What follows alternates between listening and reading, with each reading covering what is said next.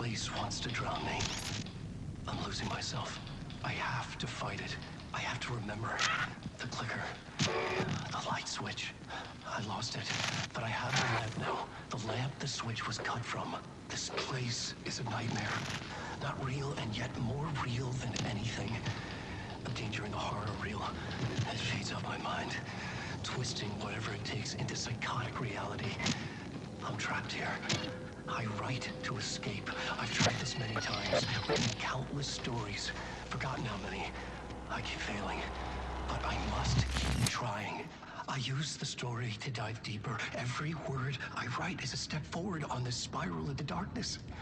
I dive to the bottom to find the answer, the map and the key, the compass, that's combined to form a door leading out. But how do you open a door that's not a door?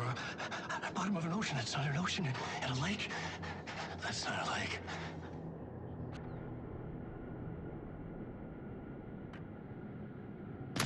I'm a writer. I write. Writing is the key. Art is the key to find my way out of the dark place. I can't forget this. Don't you fucking forget this. I'm in the dark place. I'm outside time and space. Outside reality. But this is real. A nightmare dimension. An ocean of darkness. Remember, its dark energy can make art come true. Make dreams and nightmares come true. Yes, I can use this. I need to use this. Hungry, monstrous things. They're wanting to stop me. To devour me. Become me. Oh no.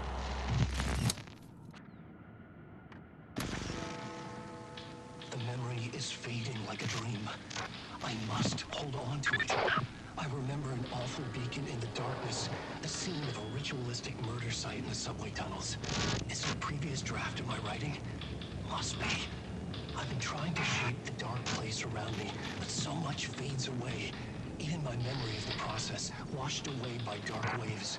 But some things remain. The darkest, nastiest elements, like the murder site. It's my goal, a stepping stone to travel deeper to escape. Write a narrative that takes me there. Casey will lead me to it.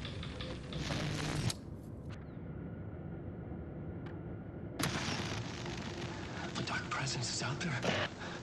It's hunting me. Its spies are always watching. It's trying to catch me. I think it did, more than once. It's stealing from me. Stealing my identity. It wants to be me. Replace me. Twisted version of me. Scratch. Mr. Scratch. It's slithering into the story.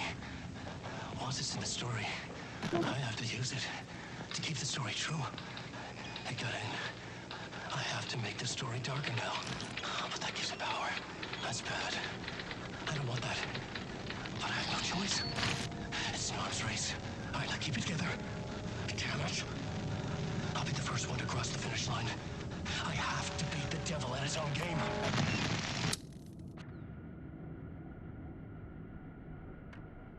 I can do this. Yes. The visions I'm seeing from the world beyond this nightmare, from home, they sink down to the bottom of this ocean. I catch them. Visions, echoes, big fish. Some are actual events, some are forgotten ideas. No, it's good. No, it will work.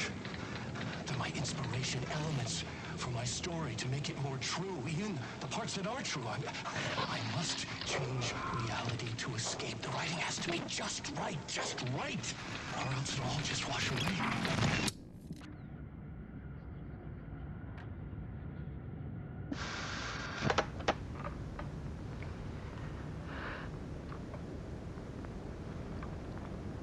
When I was younger, photography was everything to me. I moved to New York thinking I'd make it as an artist. And then I met Alan. We had a good thing. We were both dedicated by our creative ambitions. The only difference was that Alan's work made money. He brought me work when he could. I took his promo shots, created covers for his books. I'm sure he forced his publisher into it. I was taking photos, just not My photos. And that nod at me. Things got complicated sometimes, but that's life, right? We loved each other.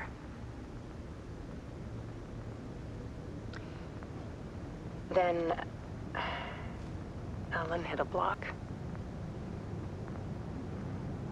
It brought out a meaner side of him. One I didn't like. I set up a trip to see a doctor in Washington. I didn't tell him until we got there. We argued. Things went wrong. And he was just gone. Drowned, allegedly. It's easy for people to think it was my fault. Hell, I do, too, sometimes.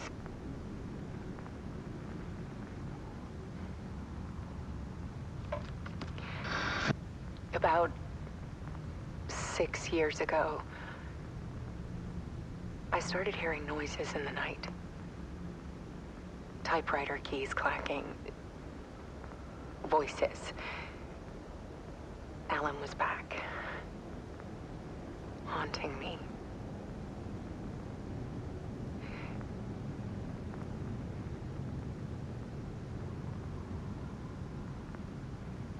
Then it got violent. It was Alan. And yet, it was a monster.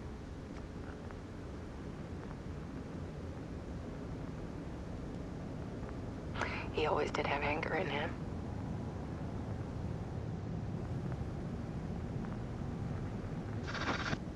I set up cameras around the apartment with motion sensors and flashes. Now, when the monster comes, I turn it into art. My nightmares caught on film. And this is the focus of my new exhibition. To show people the world is so much darker than they ever knew. I'm calling this exhibit The Dark Place.